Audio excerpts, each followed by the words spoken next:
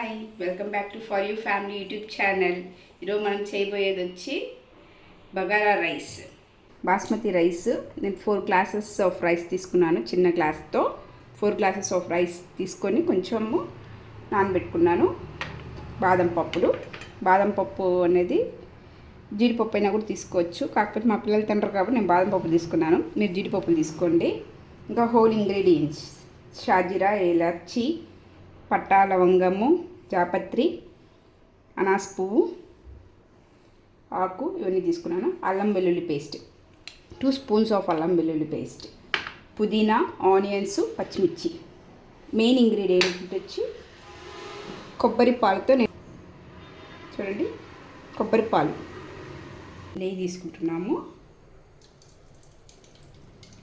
బగారా రైస్కి నెయ్యి ఎంత ఉంటే అంత టేస్టీగా ఉంటుంది. సో దానివల్ల నెయ్యి తీసుకున్నా. దాంతో పాటు కొంచెం ఆయిల్ అనేది కూడా తీసుకుంటున్నా. వేసుకునేద్దాం. దాంతోపాటు ఇది కూడా వేసుకుందాం. వేస్తున్నానండి. నెక్స్ట్ మిర్చి, పుదీనా,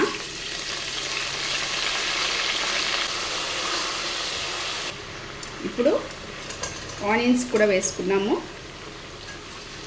2 స్పూన్స్ ఆఫ్ అల్లం వెల్లుల్లి పేస్ట్ తీసుకున్నాను.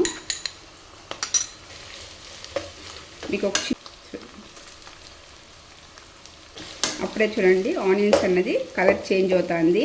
మంచి అరోమా స్మెల్ అయితే సూపర్గా వస్తుంది.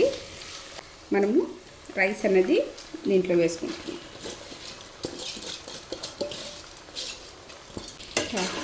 ఇలాగా నీట్గా బాగా మిక్స్ అయ్యేటట్టుగా మనము ఒక 2 మినిట్స్ అట్లా, ఒక 1 మినిట్ చాలండి. బాగా నీట్గా కొంచెం అలాగా, ఎందుకంటే రైస్ విరగకూడదు. రైస్ విరగకుండా ఉంటేనే అది బాగుంటుంది. పోస్తున్నాను. 4 గ్లాసెస్ వాటర్ తీసుకున్నాను అండి. అంటే ఒక గ్లాస్కి 2 గ్లాసెస్ ఆఫ్ వాటర్ లెక్క. నేను తీసుకునేది వచ్చి చిన్న గ్లాస్ రైస్కి ఇంత గ్లాస్ ఉంటుందండి, టీ గ్లాస్ రైస్. దాంతో 4 గ్లాసెస్ తీసుకున్నాను. దాంతో నాకు పెద్ద గ్లాస్ వచ్చి 1కి 1 అన్నట్టు వచ్చింది. సో నేను అలా తీసుకున్నాను. మీరు కన్ఫ్యూజ్ అవ్వద్దండి. ఒక గ్లాస్కి 2 గ్లాసెస్ ఆఫ్ కొబ్బరి పాలు అంతే. మీరు ఇంకా కొంచెం తక్కువే పోసుకోండి, 3.5 గ్లాస్గా పోసుకోండి.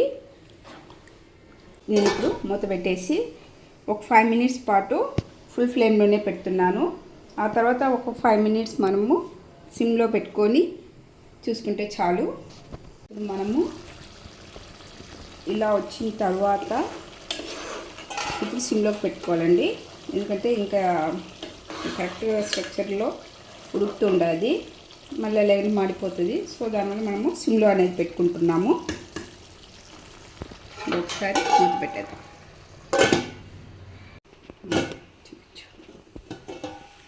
చూడండి, ఇప్పుడు మన రైస్ అనేది ఎంత బాగా కరెక్ట్గా పొజిషన్లో వచ్చింది. స్టవ్ ఆఫ్ చేసేస్తాము. స్టవ్ ఆఫ్ చేసేసి ఒక 5 మినిట్స్ వరకు ఇలానే ఉంచేద్దాం. తర్వాత మనం సర్వ్ చేసుకొని తింటే చాలా టేస్టీగా చాలా బాగుంటుంది. మా రెసిపీ కానీ నచ్చుంటే ఇలాంటి వీడియోస్ కోసం మా ఛానల్ని please like, share, comment, subscribe our channel. మీకు ఇంకా ఎలాంటి రెసిపీస్ కావాలో మీరు ఒకసారి కామెంట్ చేయండి, నేను మీకు చేసి చూపిస్తాను. ఇది మీరు ఒకసారి చేసి ఎలా ఉందో కూడా నాకు కామెంట్ చేయండి.